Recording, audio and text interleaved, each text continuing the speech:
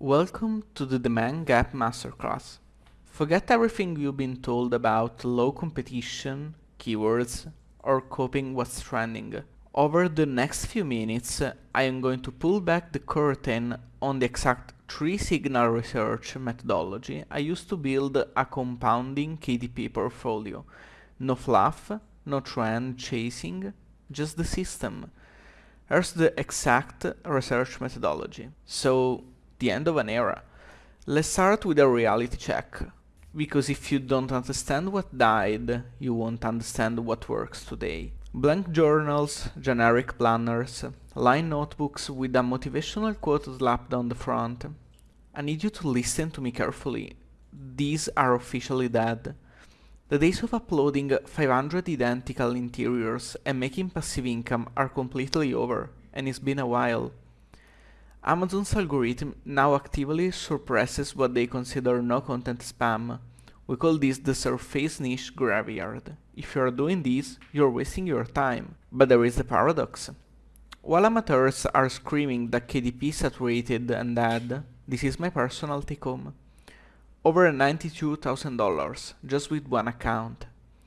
The self-publishing market didn't shrink. It actually reached 1.85 billion last year. The opportunity hasn't disappeared, it has just maturated. It got extremely selective, and it no longer rewards spammers, it rewards publisher with a system. So why are so many people failing? This brings us to chapter 2, the 2 fatal lies. The 2 strategies taught by our expensive course and that are setting you up to fail. Lie number 1 is the bestseller trap. Gurus tell you to go to Amazon, find what's already crushing it on the bestseller list, and making something similar. It sounds smart until you realize that by the time a niche is a bestseller, the party's over. You're walking into a stadium of 500 established competitors who have thousands of reviews. You publish your book, you land on page 9, and you make $0. The algorithm has already picked these winners, and it's not you. Lie number 2 is the low competition myth. You buy a software tool, and it points you to a keyword with zero competition. Amazing, right? Wrong? On Amazon, low competition almost always means zero buyer demand.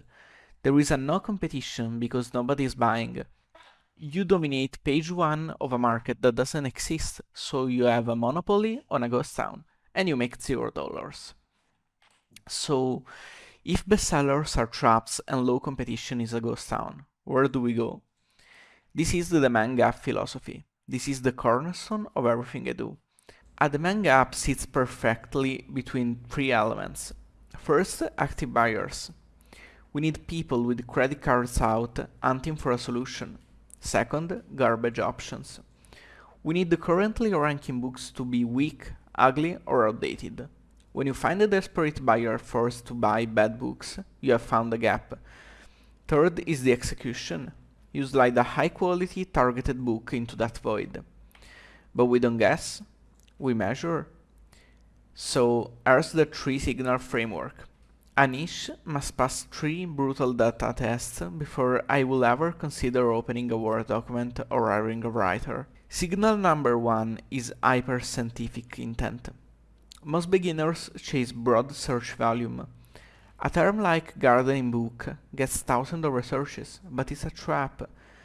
The buyer is just browsing. Competition is ruthless. Instead, we look for hyper-specific intent. Urban balcony gardening for seniors. The search volume is much lower, but buying intent is 100%. They have a specific problem, and if you offer the exact solution, they will buy it immediately, without even looking at the competition. And speaking of intent, we need to address the keyword stuffing penalty. Amateurs find their keywords and stuff 15 of them into their book subtitle. Amazon's 2026 AI flag algorithm will immediately mark this as spam, penalizing your rank. More importantly, it looks cheap to a real human buyer. The fix is simple. Write human readable titles that speak directly to the specific buyer intent. Signal number 2 is the competitor autopsy. We don't fear competition, we dissect it. We analyze page 1 and look for weak alphas. A weak alpha is a book that is selling very well, but doesn't deserve to. It has a terrible cover for 2012, bad formatting or missing info. It ranks purely because there is no better alternative, and when you spot weak alphas, the gap is validated. So, how do you know that to put in your book to beat them? You mine the 3-star gold mine. Ignore the 1-star reviews, they are just angry. Ignore 5-star reviews, they're useless. Read the 3-star reviews. A customer will literally tell you, the information was okay, but I really wish I had a chapter on X and the font was too small. Bingo! You just found the exact blueprint for your book. Include chapter X, make the font larger, and you instantly have the superior product. Another huge advantage is the cover blindness. In many of these gaps, every single book looks identical. They use the same stock photos, the same fonts, the same boring colors. Customers go blind on them. When you enter the gap with a high contrast, professionally designed cover that completely breaks the visual pattern, you steal the click share immediately. People click yours simply because it stands out. Signal number 3 is sweet spot validation. We need to verify the historical data. We look for a consistent BSR, meaning the niche sells steadily year-round, not just a random spike. And we look for well distribution. If the number 1 book makes 5,000 and the number 2 book makes 0, stay away. That means sales are driven by author fame, not organic topic demand. We need multiple books making money. So during this research, you will encounter traps. The seasonal mirage is a niche that looks amazing in your software, but it only sells for 3 weeks during a specific holiday. You will starve the other 12 or 11 months. Then there's the trademark minefield. Massive volume, zero competition, stop. Is likely trademarked. Publishing there will get your entire KDP account banned. Our framework teaches how to spot this instantly. So once you pass the 3 signals, publish the book and start making sales, you enter in the 5th chapter, scaling the asset. This is where publishing stops being an hobby and becomes a real business. When you fill a genuine demand gap, you achieve what I call the algorithm handshake. Because you solve the 3-star complaints and match the buyer intent, your conversion rate spikes. Amazon's algorithm notices. They realize your book makes them money. So they take over, they push your organic rank, they put you in the also bought sections of other books.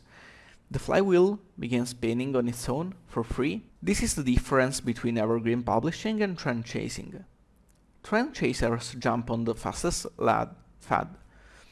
Their book die in 60 days, leaving them exhausted with that inventory. Demand gap publishing focuses on evergreen problems.